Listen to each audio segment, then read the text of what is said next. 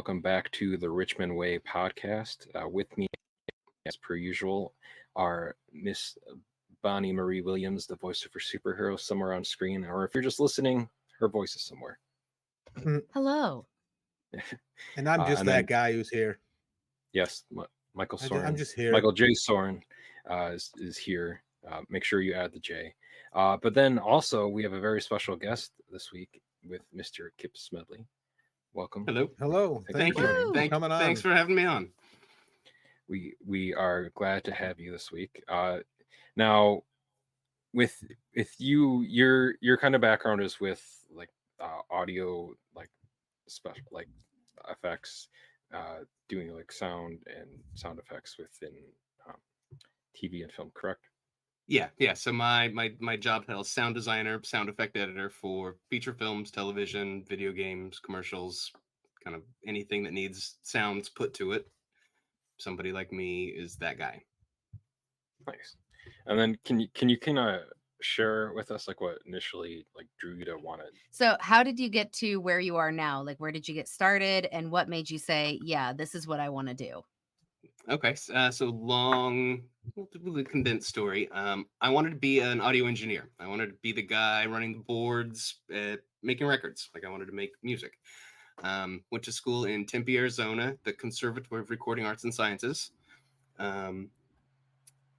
Trade school, so you're only there for, at the time, I think it was a 4-month program, and then straight to Los Angeles, got a job at a recording studio.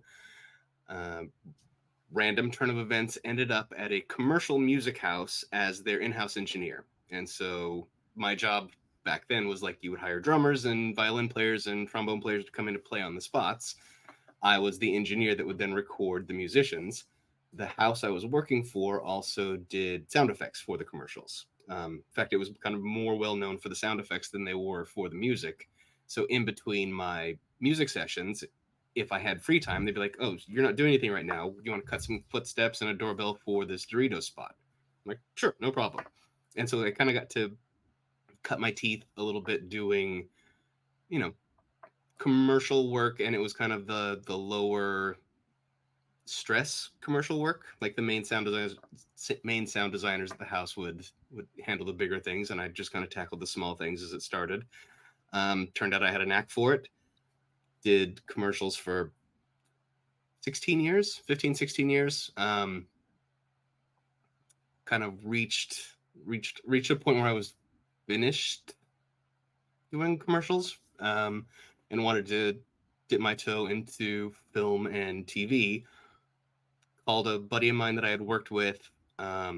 He was just crewing up for a movie. He's like, oh, you called the perfect time. I need a guy to start on this movie next week.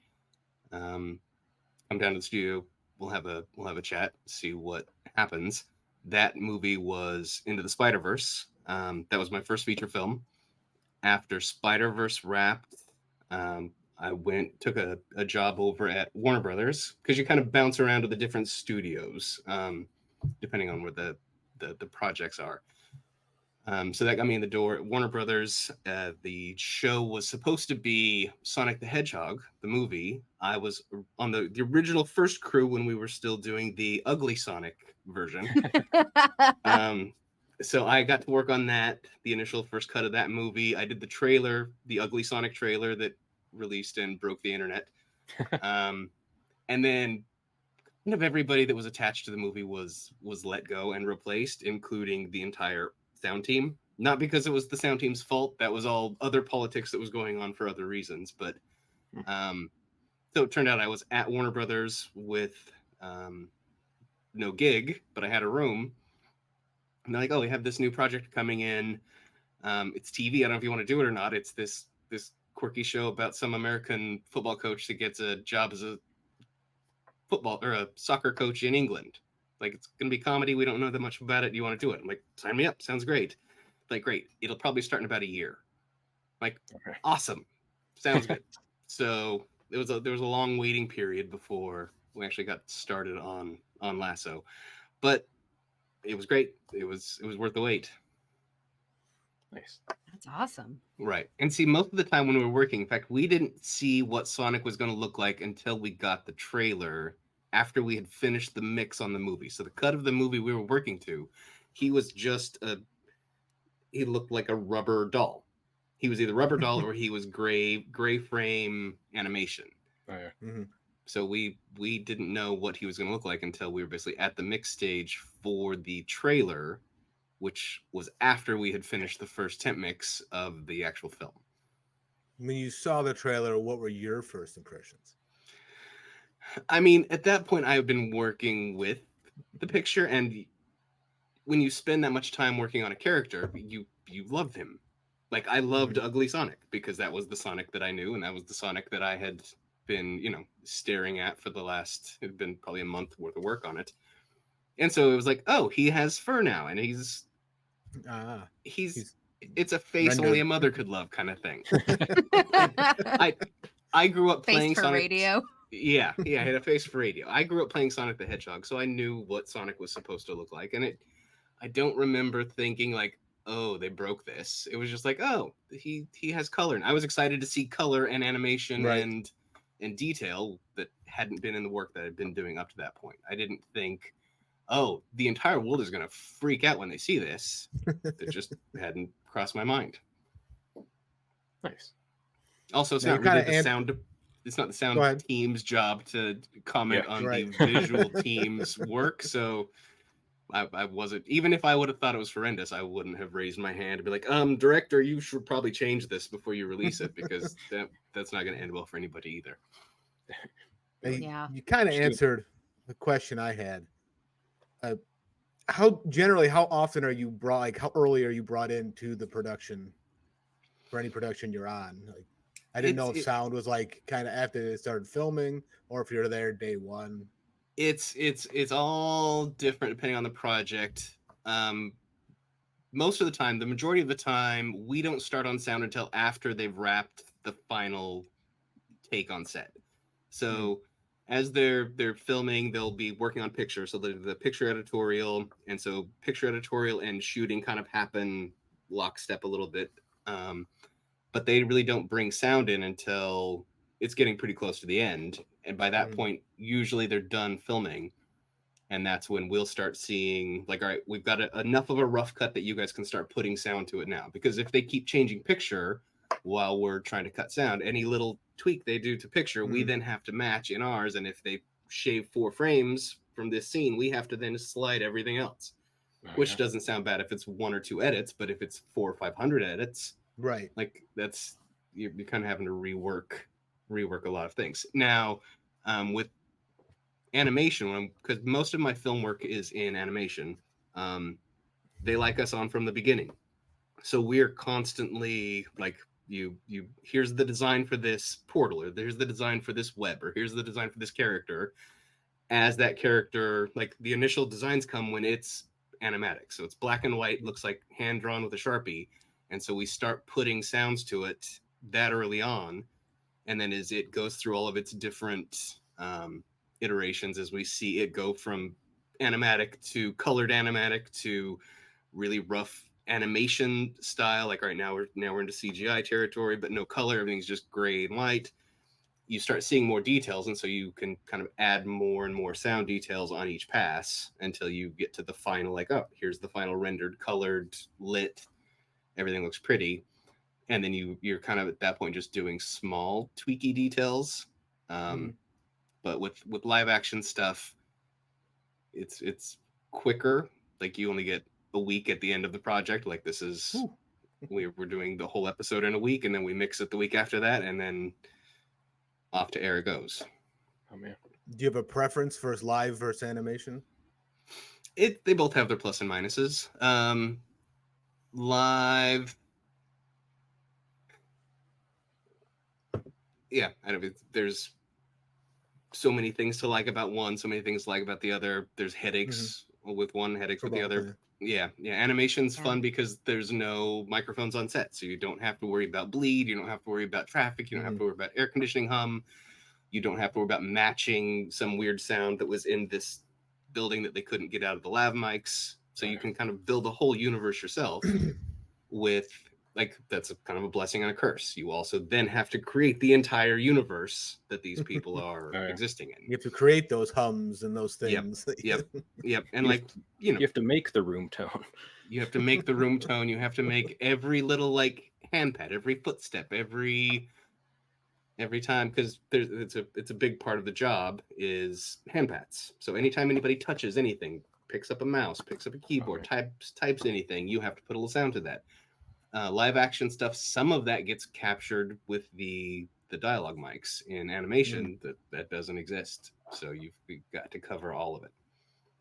Wow, that's insane. Yeah. Yeah. So the kind of like off of that, like you had talked about, you started or you did like your training for it here in Tempe, Arizona. Mhm. I'm close there right now. I'm like I'm in like Apache Junction, Arizona. Okay. Yeah. So like when you started there doing like kind of like shaping your career, and was there like any like specific lessons that while you were there that kind of ended up being especially useful to you later on, either like on Lasso or in Spider Verse or Star Trek or any of those things that you kind of you're like, oh yeah, I remember I learned this specific thing. It's gonna help me out here in like Roy riding a bike, or like Danny kicking a soccer ball, or Spock doing something, or Sure. Peter Parker doing something. Yeah.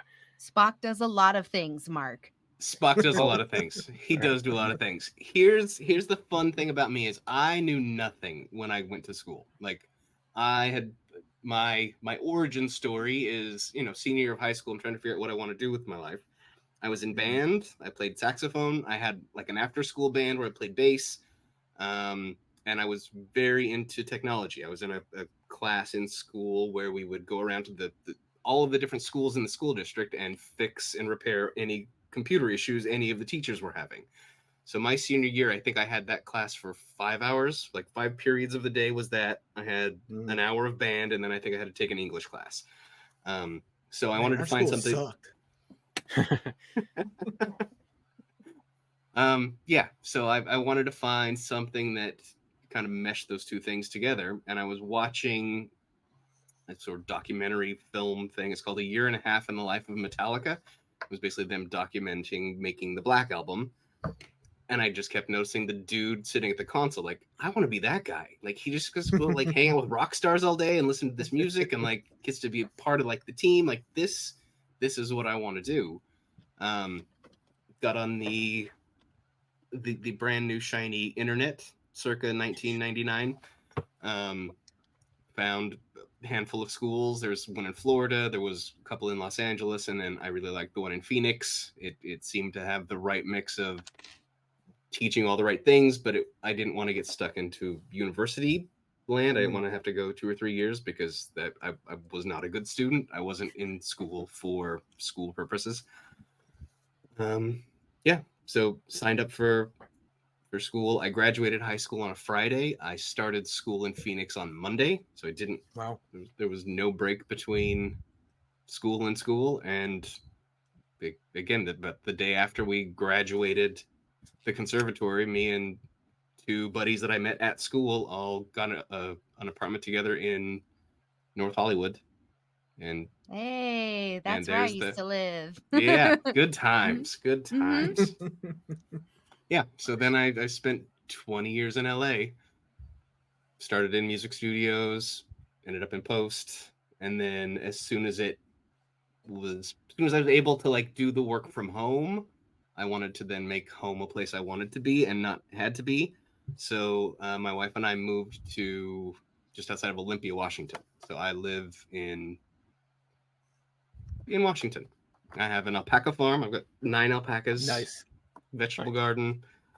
Redneck Nice. life.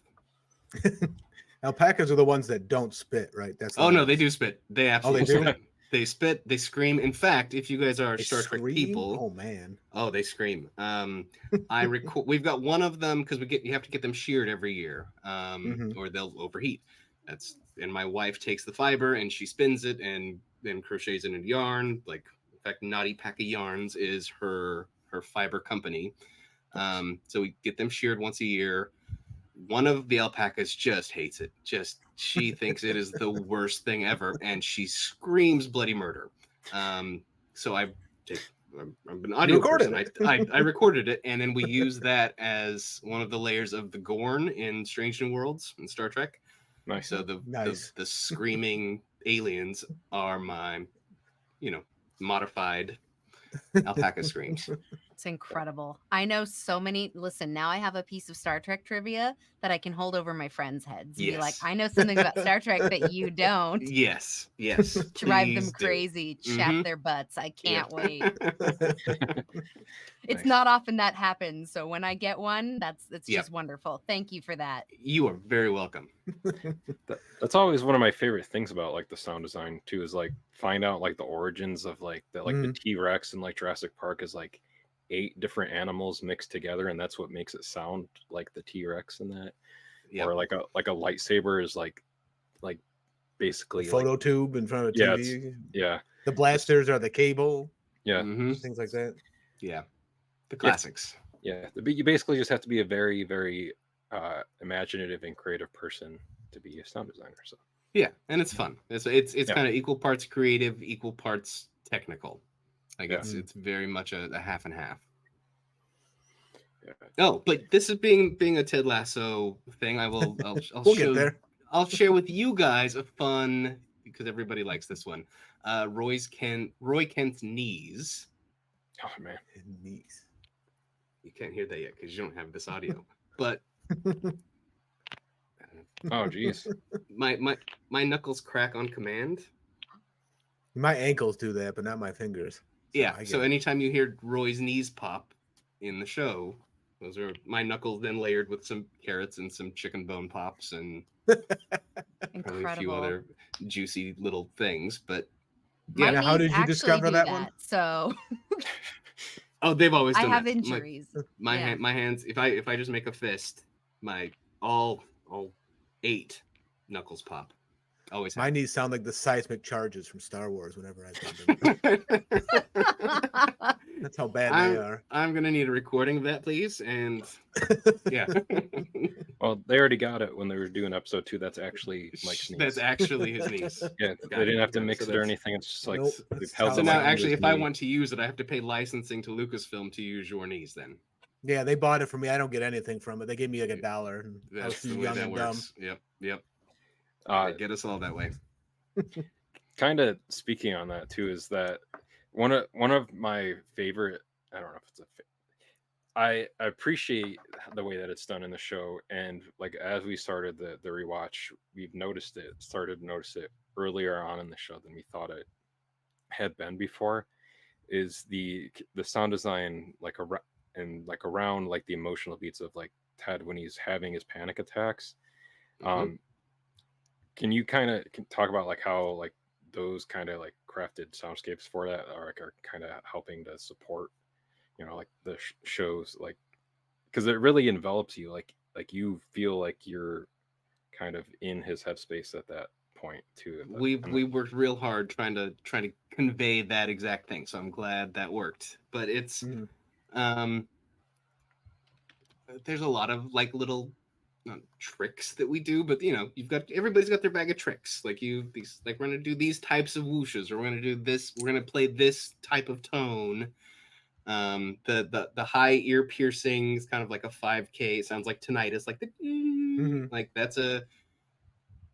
it's kind of a trope at this point. Like, oh, somebody's having a freak out. We're going to play the 5K tone. You hear it a lot in like Saving Private Ryan in the beginning when the shell goes off right next to him, and then everything goes muffly, and then you just hear that really high pitched tone because it's something that physically happens to people when they're either having a panic attack or, your ears get blown out. Like you hear this high tone. So you kind of you reverse engineer what a panic attack is, what symptoms of it are, and then you try to convey those same things with sounds either that we create or we find or manipulate. So you kind of muffle everything else. So you let that high tone lead the way. You take everything else, you push it way back, you dip out all of the presence, add a bit of reverb, so it's nothing seems as tactile as it was before. And there's just a whole pile of different little tricks that you do. All of them are just small little tricks, but when you put that whole combo of them together, you hopefully come up with this is what a panic attack sounds like. Nice. How Well, many layers, like, yeah. have you, like, the max amount of layers you put into one sound? You have a Oh, I have no idea. And the The mixers, limit does the not mixers, yeah, the mixers kind of hate me because I tend to cut. It's called cutting thick. Like I layer a lot of sounds. Like some people read some editors when they're editing. Like, no, I'm looking for the perfect sound. That's the one sound. It's one file. Just turn it up or down. Like, but if you're on stage and somebody wants it to be fuzzier, or they want it to be rumblier, or they want it to be sparklier, like I like having elements that have different characteristics so that you can kind of tailor it. And that also allows me to tailor it when I'm building it, but then it gives them control on the mix stage to be able to kind of craft it a little bit more, instead of like, oh, I don't like that sound, just turn it down. It's like, oh, I don't like the sparkly part of that sound, turn the sparkle down, but then the rest of the sound can still live. That's like a thing with a lot of people, just talking about that. A lot of people are like, well, what if I get this plugin and I do this and I do this with all my audio? I'm like, or just don't. Yeah. And try to have it as clean as possible, and don't make your engineers or whoever you're working with, don't make their life hell. Just Yes. have it. I've always been advised, just have it as flat as possible and have a good recording setup. And I'm a big fan of the mouth declicker because I drink coffee and I'm not stopping before a session. Amen. But that's all Yep. I try to do is like a little declick and I send it off. I'm like, this is Yep. what my studio sounds like. This is what my audio sounds like. Here Yep. you go. Because I don't Mhm. want to do anything unless it's like an ACX, an audible mastering thing. And then I send it over to somebody else who is far more qualified than me. Like, Right. make it And sound good. And Clean it's it up tough a to little bit. it's tough to denoise a room when you're in that room that makes that noise you're trying to denoise, because you can't hear what the room you're in sounds like to then remove from the space. If Mhm. that makes sense. It's a little inception-y thing there, but yeah. No, it makes But yeah, perfect sense. just keep it clean, keep your levels where the levels are supposed to be, and don't overthink it. Yeah. That's why I miss the days of not having to have a home studio, when you could just go to the studio and be directed and have Sit on the somebody little do the stool with the engineering. little bottle of water next to you, and Mhm. And then you could just show up, be talented, and leave. And that was your audition. And then, with COVID and everything, it was suddenly like the big names were going, I have to have a home studio. Like, well, we've all been having to do that for a while. Welcome to the Yeah. peasant life. Yeah. And, Who's gonna get my granola bars? And yeah. Mhm. What It's about just craft so services? weird now. Yeah. It's so weird. That's why Well, I the love world- going the into a whole- studio and working. The whole world changed. In fact, this, tying this back into Lasso again, when we booked Lasso, it was pre-pandemic. We didn't see the first picture. In fact, maybe the first episode rolled in, I want to say maybe January, February of 2020. Like, it was right as the world was starting to collapse. It hadn't Right. full on collapsed yet. But by episode 3 or 4, like, it was full on lockdown. Like, I had just moved to Washington. So I moved to Washington just pre-pandemic, not knowing everything was going to, go to shit. Sorry, can I say shit? Yeah, you can. Yeah. Okay, perfect. Yeah. Swear as often as you want. We all have potty mouths. Fan-fucking-tastic. That's There you great. But Just like that. just like Yeah. that. Just like that. Really emphasize them as well. Lean into them. Mhm. Anything spicy will go to the Patreon, so it's cool. Fantastic. Oh, the behind the scenes, the pay extra. I can undo a Mhm. button if you'd like, if this makes it spicier. Whoa. Different. That's only Ted's. Yeah. There. Sorry, totally lost my train of thought there. So pandemic, Washington. Pre-pandemic, There. landed the gig. It was still pretty weird for somebody in my position to work from home. Like, that wasn't really a thing yet. Because I'd been doing commercials, and the commercial work I was doing from home, I already had a full working setup at home, so it was all comfortable for me. If I didn't have the working gig from home when Lasso came in, I wouldn't have been able to do it. And a lot of my friends that have the same job, they were all scrambling in the pandemic to try to piece together a home working studio, and so they'd have to turn down work. But because I was up and rolling, remote already, it kind of, there was a little, not silver lining to the pandemic, but I got really lucky in that I was already set up to work from home when the entire industry then had to like shift gears and everybody had to figure out how to work from home. And now that world hopefully stays in the everybody's allowed to work from home, because now studios are trying to like rein everybody back in, like, oh, you should all come and work back in the studios again. And everybody's like, well, I don't want to. Like, I built my studio and now I don't have to sit in my car for 2 hours every day. So no, I don't want to sit in traffic and then just go sit in a little dark room by myself for 10 hours and then turn around and drive home. Like, no, I want to stay home. So I'm hoping the industry fights back and we get to all continue to work from home. Nice. Yeah. Yeah, that's been a big thing with a lot of voiceover talent because, with the pandemic or the panini, I don't want us to get demonetized if we say the other P word, and not the fun P word for Patreon. A lot of, remote talent, a lot left LA. I was one of the weird people that came back to LA. A lot of people left, and then it was like remote talent's okay. And now there's a lot of frustration among some of my other actors of going, yeah, we left. And now you're saying like remote was okay. And now you only want in studio LA locals only. Like, what the heck? We're all set up already for remote work. So there's a lot of that sentiment happening right now too. Yeah. And it's really interesting to see. Yeah, there's a whole big struggle of everybody got used to, or the people that wanted to work from home are now working from home, and the studio's like, no, we think we want you to come back, and those people are like, no, I don't think I do. So we will see. I mean, the future of everything is so up in the air right now, but that's a whole other thing. Yeah. So like with the show too, like it's kind of speaking with like collaborating with like different people and whatnot, whether it's hybrid, in studio, out studio, home, whatever it may be. So how do you kind of collaborate with the other homeworks that you have to work with, like the music or dialogue, or to kind of create like the cohesive like sound that's within like each episode of the show? So it's a pretty large team, and we're kind of segmented out into different areas. So I'm doing the all of the sound effects, but there's also the Foley team. So the Foley team is recording anything that's easier for them to put up a microphone and perform than it would be for somebody like me to have to dig through a library and find, all right, hand on a wine bottle when the wine bottle is on a marble table. Because it gets very specific what that sound is going to sound like, where it's easier for them to just gather a bunch of props.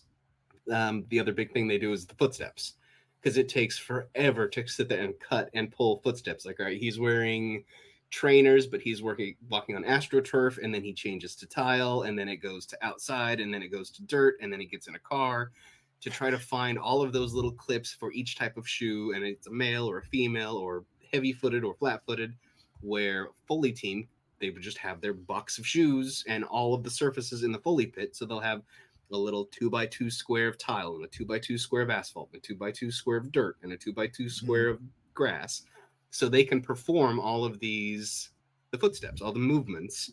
And my contribution to speed them up is I'll lay out markers. Like, all right, Ted starts walking here. This is where his heel first touches the ground. And then I'll put another marker in my session. Like, this is where he transitions from wood to cement. And then I'll put another mark. He transitions from here to grass. And then he stops walking here. And so they can quickly, in the Foley session, like, all right, it's Ted, he's wearing, and I'll put like, this is the surface he's walking on. So in the Foley template, there's like a marker track at the top that says what type of surface it's on, and then what type of shoes the actor is wearing. So you'll do grass, and then trainers or dress shoes or boots or flip-flops or barefoot, like Roy Kent stomping out through the parking lot in season 1. Like, let's make him barefoot because that'll be funny. So we did the barefoot pass. And so then that way it's quick for the Foley team to be like, all right, this is where he starts. this is the surface, and so they can kind of plan out their map of where they're going to walk, and then they send all of those files back to me, and then I'll line all of that up with anything I've cut. So I'm cutting all of the doors, I'm cutting all of the vehicles, I'm doing all the backgrounds, so all of like the sounds of the spaces that they're in, so the light buzzes and the voices happening in the locker room, or maybe somebody's in the shower, so we'll have some shower running here, or just any noise that might be happening in whatever space. And then I'll take the Foley stuff, line that up with mine in case we've doubled up on something. So Foley might have done a door open, but I'm going to sweeten that and put, like a door creak or bigger slam, or put some other textures with it. So I'll make sure all of that's in sync. And then I'll submit that off to the dub stage where everything's getting mixed together. And so there'll be 2 mixers on the stage. One on Ted Lasso, it was Sean Byrne would take the sound effects. So he was the sound effect mixer, and he would then balance all of my stuff against the music and the dialogue. Ryan Kennedy was the other mixer on stage. He was in charge of the music and the dialogue. Same time I'm working, the composer and music editor are doing the same things with the music, and like working with the directors about what types of cues and what kind of emotions and like what the orchestrations are going to be like, and whether it's going to be samples or whether it's going to be orchestra or band, or however. That is very much not in my world. It's very separate camps, so I can't really answer many questions as to Mr. Mumford. Mr. Mumford. So he would have had his whole team doing all of the music side of things, and then it all gets put together at the mix, and that's where there's the dialogue side, the dialogue team. So they're the ones taking all of the microphones from the set and cleaning up all the dialogue, getting rid of any background noise, swapping takes, like, oh, he fumbled this word, but he said that in a different take. Let's go find that, slide that part in. Like, oh, we don't have a clean recording this, or we're going to change the joke, so we need to bring them in so they can do ADR and replace lines of dialogue, which was a whole other task during a pandemic when no one could be around each other. So they had to ship all of the actors received home studios in the mail. They all got little Apogee, I think it was Apogee 1, little all-in-one interface microphone, a good set of headphones. And they all had to learn how to do their own ADR sessions via Zoom from home, and then send in their recordings at the end of the day, much like we're doing right now. Right. And set up in their closets, because closet is a nice quiet space, as I'm sure you guys all know. We did a lot of closet recordings on Ted Lasso.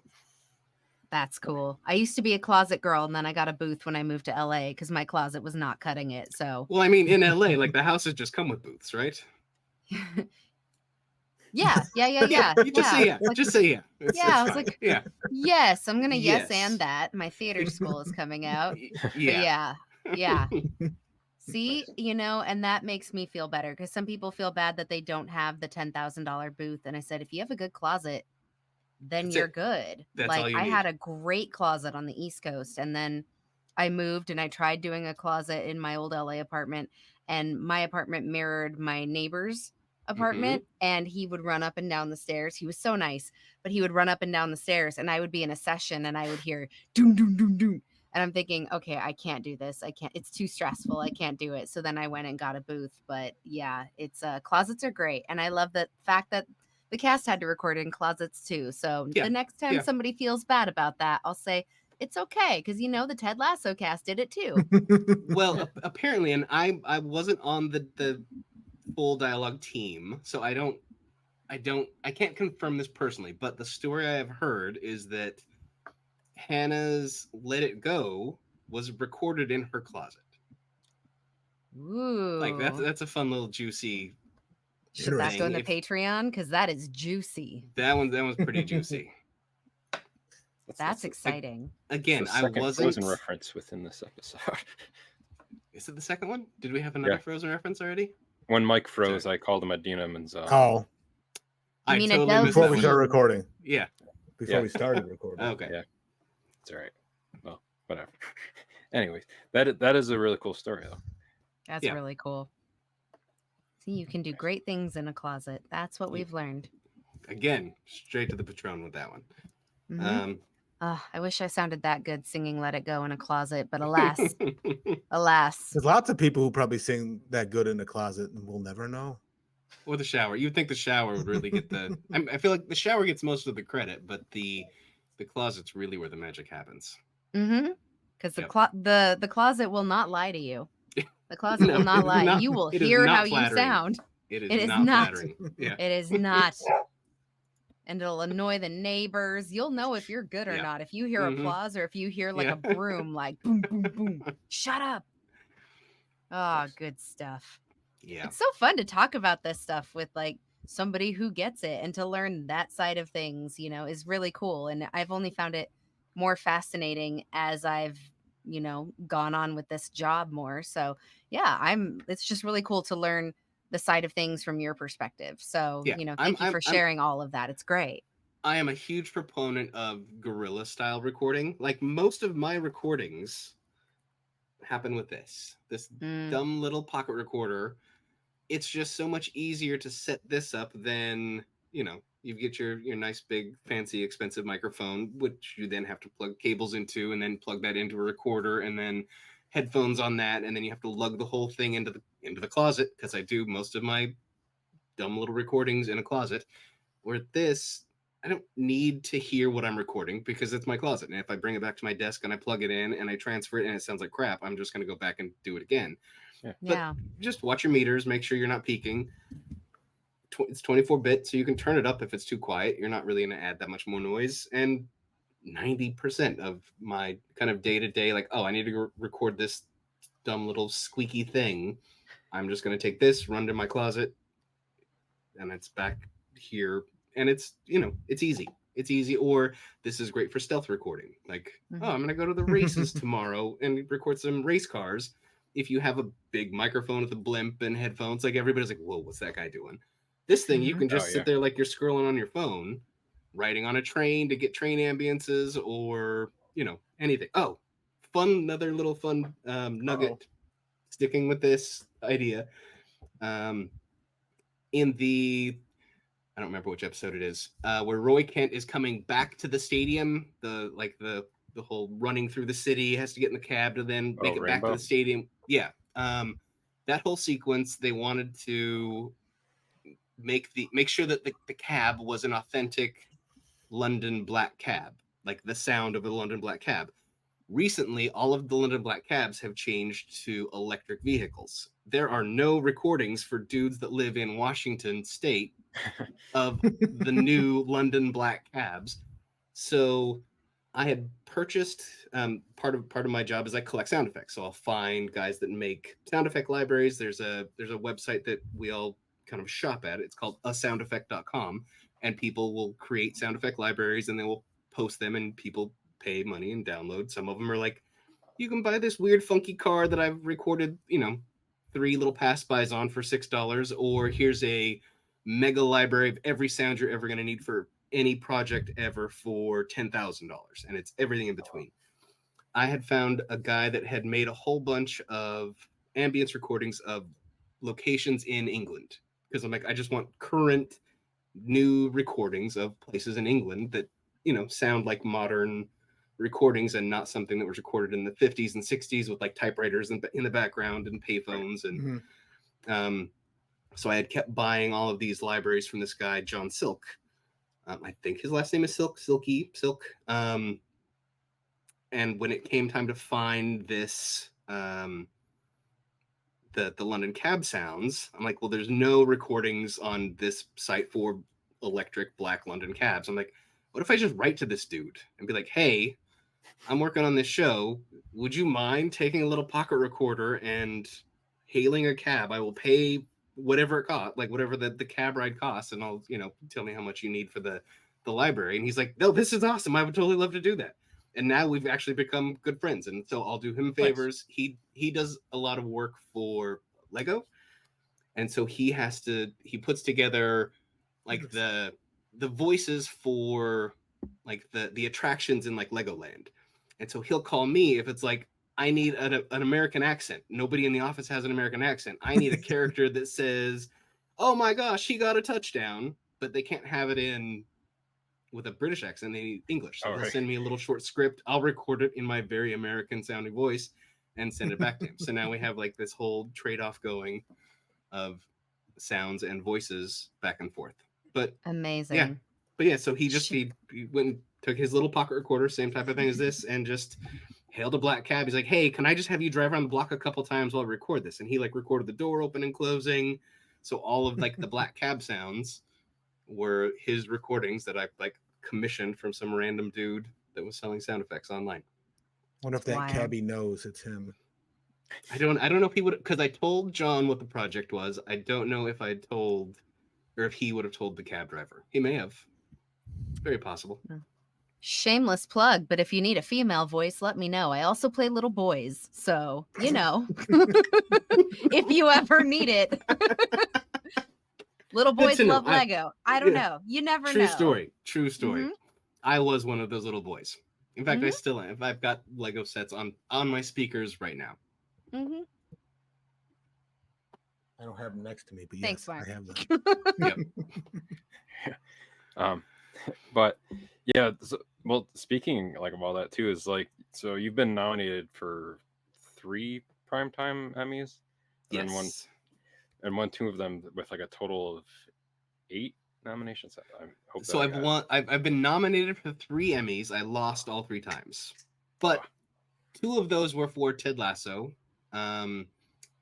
Ted Lasso really had no business being nominated for sound because it was up against like The Mandalorian and like Stranger Things. Like these shows are very sound heavy, very detailed, very like massive teams.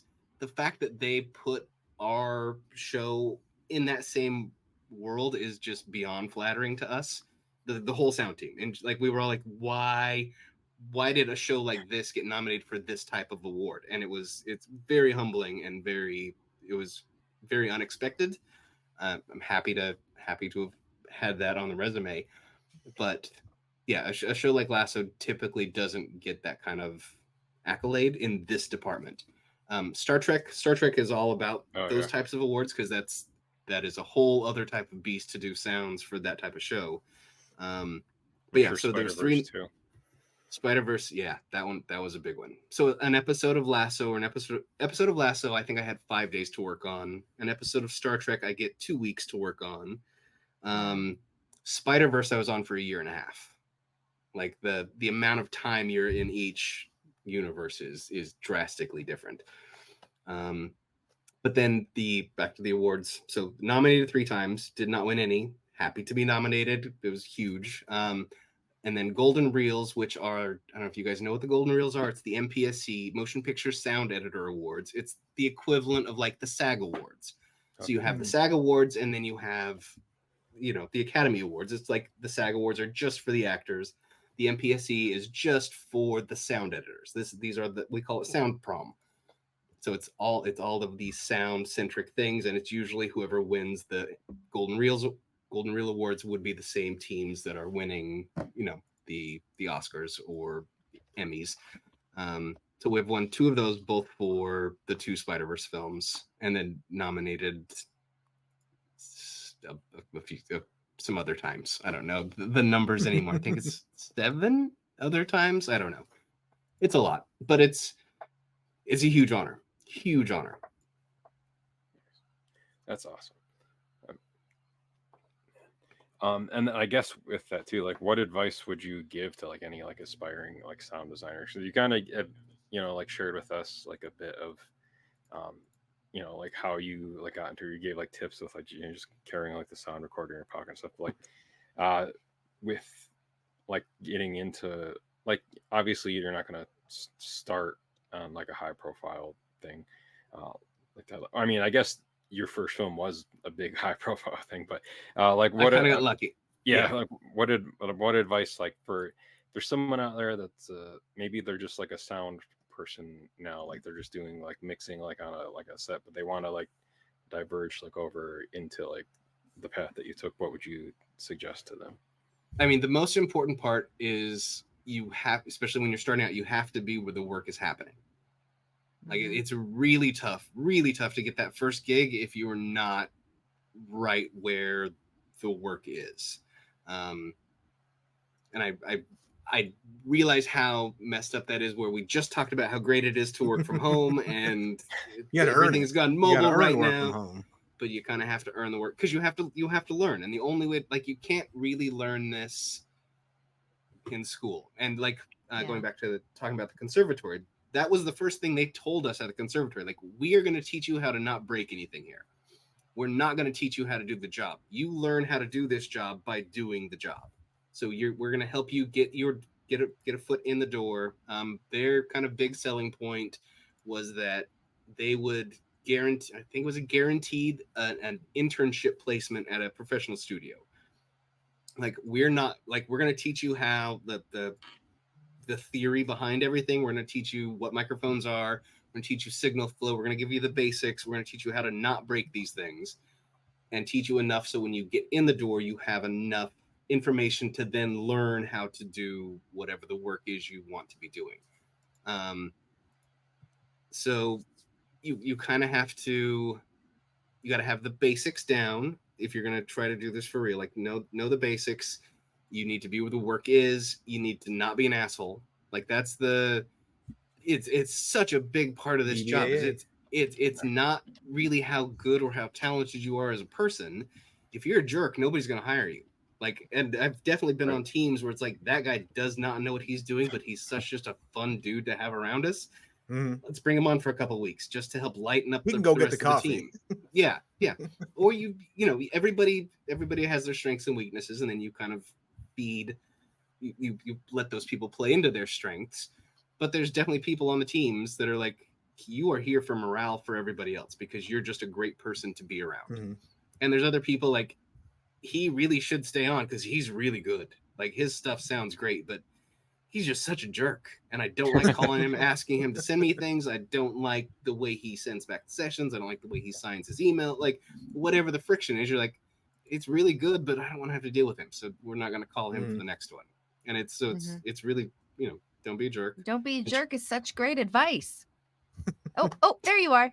Oh, yeah, you guys all disappeared for a minute. I thought we were done. I thought you guys like, nope, that is the wrong answer, and cutting you off. No, you froze. We're like, oh crap, what do we do? They're like, they like when people are jerks. Yeah. So yeah, I don't know where it cut off at. It was don't be a jerk, and you left it at that. And then mic drop. Let's just cut it right there. That'll be a good edit point for Mike. Yeah. Yes, like kind of like with that too.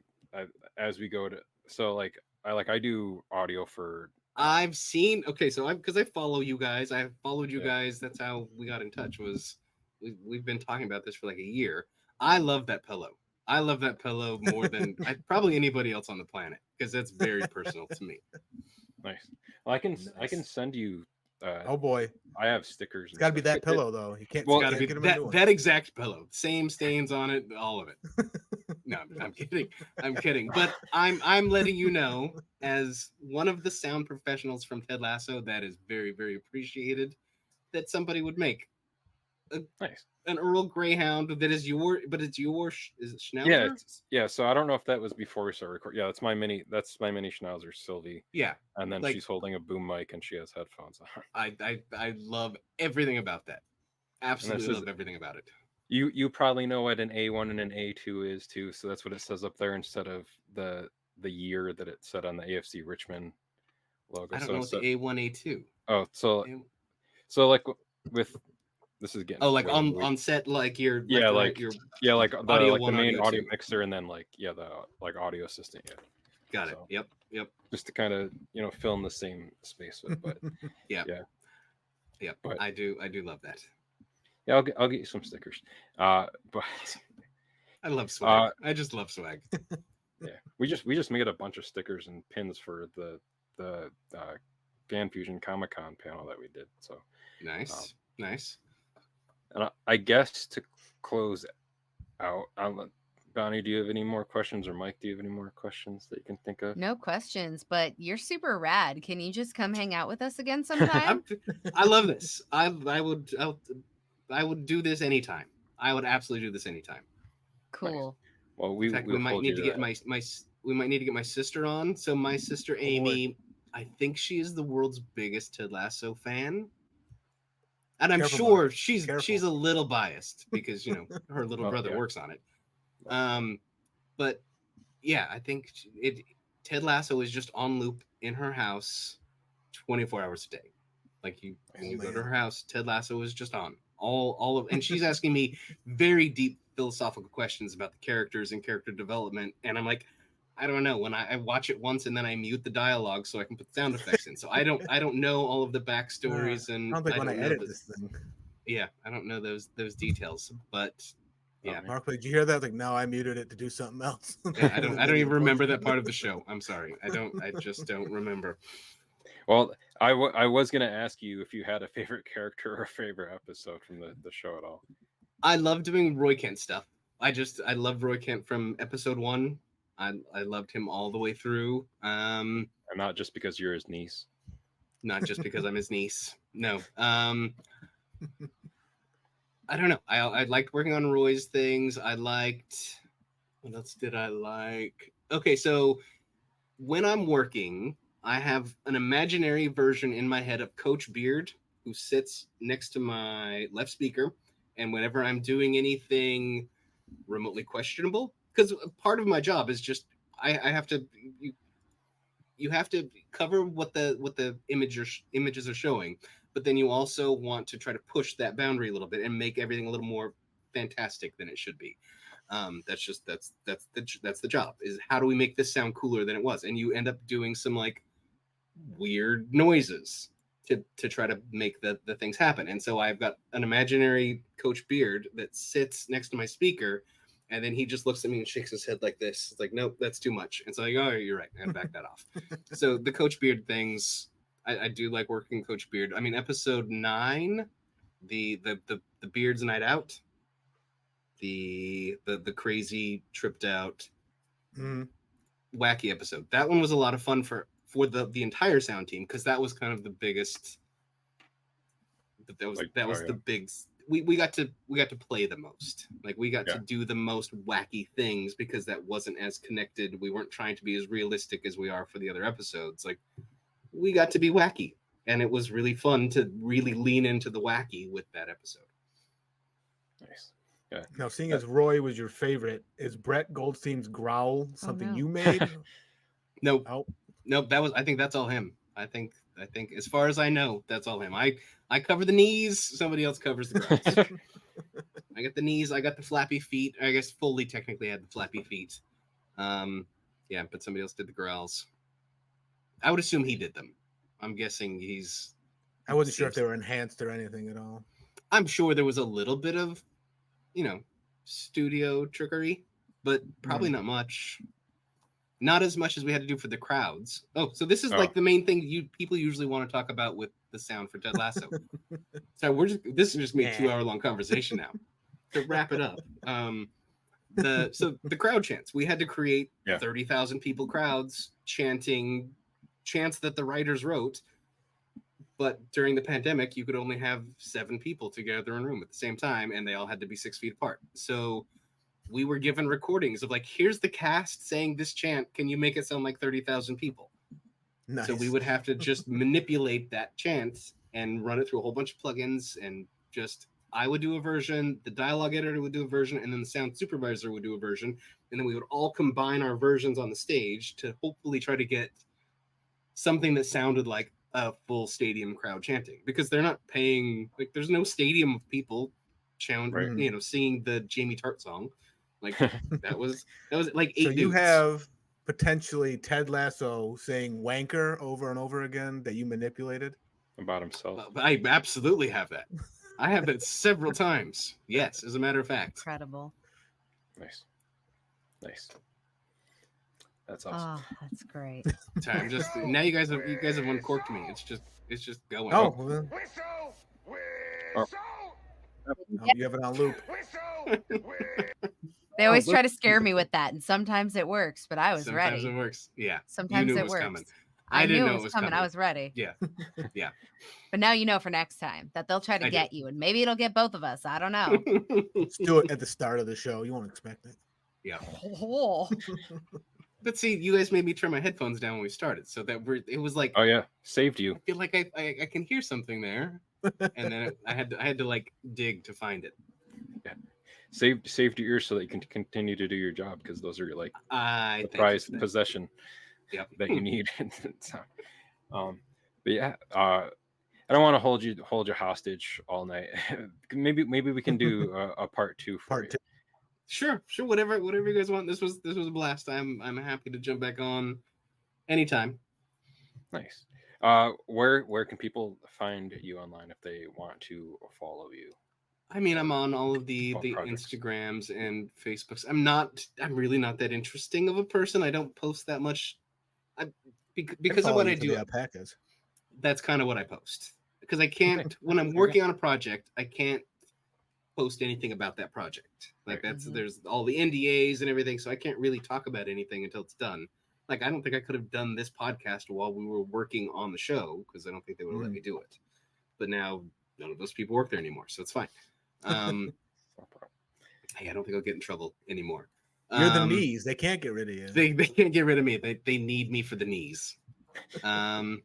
Yeah, so like there's only one Kip Smedley. So you Google me. I'm Facebook and Instagram, that's kind of where I live. I'm not really a Twitter X person. TikTok, I'm too old. Can't do that. But yeah, no, and hit me up if anybody out there has questions about anything. I'm always down to chat. I love talking shop, so hit me up. Nice. I'm around. Well, that's awesome. And for anyone that is in our Facebook group for the Richmond Way, Kip's in there too. So plug for our Facebook group. Yeah, there we go. Yeah. There you go. If you want to talk to Kip, you have to talk to us.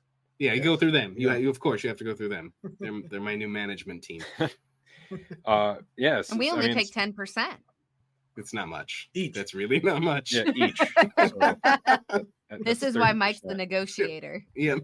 Sylvie also takes another 10% too. Yeah. So we're up to 40% now. 10% in treats. No. She's tiny. She only gets like 5%. Come on. I'll just take alpaca wool, whatever. It can be arranged. That can be arranged. The bartering system.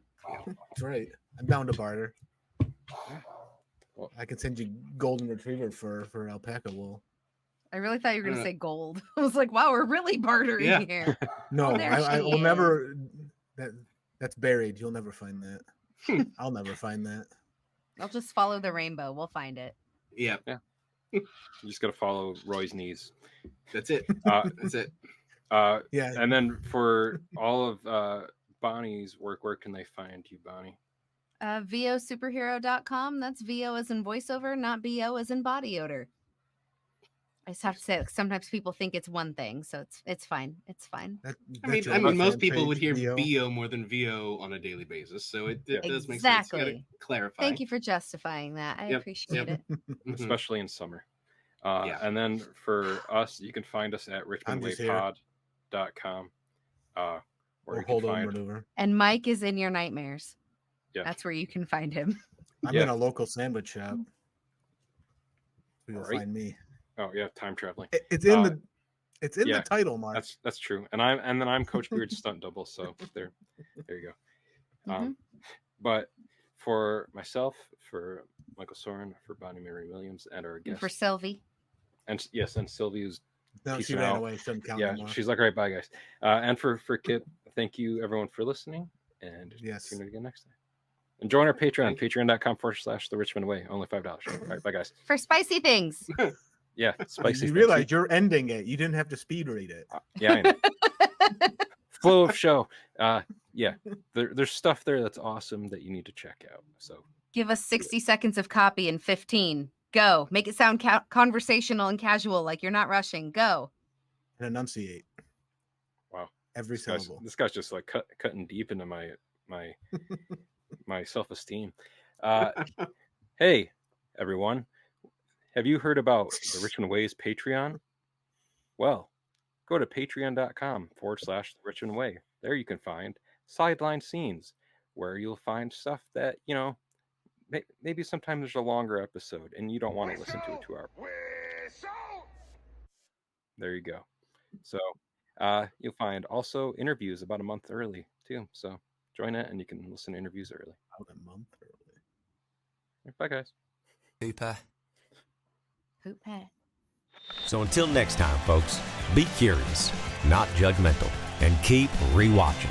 This is Ted Lasso signing off. As the man once said, the harder you work, the luckier you get.